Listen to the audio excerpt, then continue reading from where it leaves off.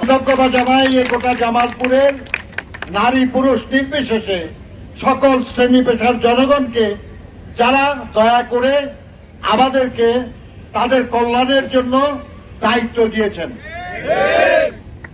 আমরা এটাকে ক্ষমতা বলি না, আমরা বলি এটা দায়িত্ব।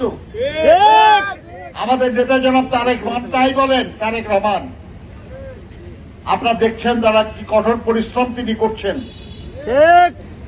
উনি যখন কঠোর পরিশ্রম করছেন দেশের স্বার্থে, দেশের কল্যাণের জন্য, মানুষের জন্য, আমরা যারা বিভিন্ন পর্যায়ের নেতা কর্মী আছি, তিনি এমপি হন, মন্ত্রী হন আর উপদেষ্টা হন, যাই হন, আমাদের সবারই কর্তব্য সেরকম পরিশ্রম করা জনগণের জন্য এবং নির্বাচনের সময় আমরা যেসব প্রতিশ্রুতি দিয়েছি এই প্রতিশ্রুতি পূরণ করা। ইতিমধ্যেই আপনারা দেখেছেন যে আমরা দরিদ্র পরিবারগুলির জন্য ফ্যামিলি কার্ড আমরা দেওয়া শুরু করেছি, কৃষকদের জন্য আমরা কৃষক কার্ড দেওয়া শুরু করেছি, আমরা 10,000 টাকা পর্যন্ত কৃষি ঋণ সুদ সহ আমরা মওকুফ করেছি। এরকম অনেক কর্মসূচি। কিন্তু আমরা জানি এই জামালপুর জেলার বিশেষ সমস্যাও আছে কিছু। নদী ভাঙ্গনে জর্জরিত এই জেলার মানুষ। আমরা সেখানে সমাধানের জন্য উদ্যোগ নিয়েছি, আমরা চেষ্টা করছি। আমাদের এই জামালপুর জেলার এই জামালপুর থেকে 2টা রেল লাইন যে গেল, দুইটাই 2 জায়গায় 2টা ঘাট ছিল, ফেরি ছিল, রমরমা ছিল এইসব এলাকা, দুটোই বন্ধ হয়ে গেছে। আপনি এখানে ঘাট যদি না হয় একটা ব্রিজ করার আলোচনা চলতেছে জামালপুর, যেমন আপনার টাঙ্গাইল যে একটা ব্রিজ হয়েছে সেরকম আর একটা ব্রিজ করার জন্য। সেরকম হলে আমাদের এই এলাকা উন্নয়ন হবে, শিল্প প্রতিষ্ঠান হবে, ব্যবসা বাণিজ্য হবে।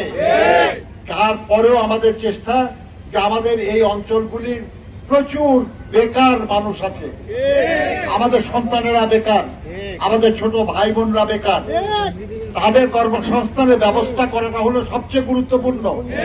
আর কাউকে আপনার 5,000 টাকা দেওয়াটা বড় কথা না, বড় কথা হলো তার হালাল উপার্জনের ব্যবস্থা করে দেওয়া।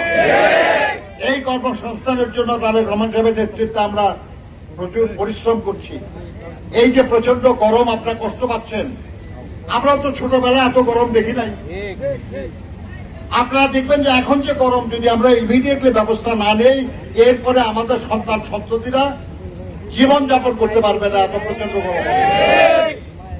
এই যে আবহাওয়ার পরিবর্তন, এই যে জলবায়ুর পরিবর্তন, এটা রোধ করার জন্য আমরা বছরে 5 কোটি গাছ বোনার আমরা সিদ্ধান্ত নিয়েছি। 5 বছরে আমরা 25 কোটি গাছ বুনবো। আর এটা যদি আমরা করতে পারি, আমাদের জলবায়ু কিছুটা হলো সহনীয় হবে। এর মধ্যে ফলজ গাছ হবে, বনজ গাছ হবে, ঔষধি গাছ হবে, অনেক কিছু হবে। চেষ্টা করা লাগবে। আপনারা দেখেছেন শহীদ জিয়া নিজে হাতে খাল কেটে কৃষি উন্নয়নের জন্য কাজ করেছেন। আমাদের নেতা তারেক রহমান আবার শুরু করেছেন, বন্ধ করে দেওয়া হয়েছিল। কষ্টটা হচ্ছে আমার কৃষকদের, কষ্টটা হচ্ছে আমাদের জনগণের। আমাদের এটা দূর করার চেষ্টা করছি আমরা। আপনারা আল্লাহর রাস্তায় দোয়া করবেন, আমাদের জন্য সহযোগিতা করবেন।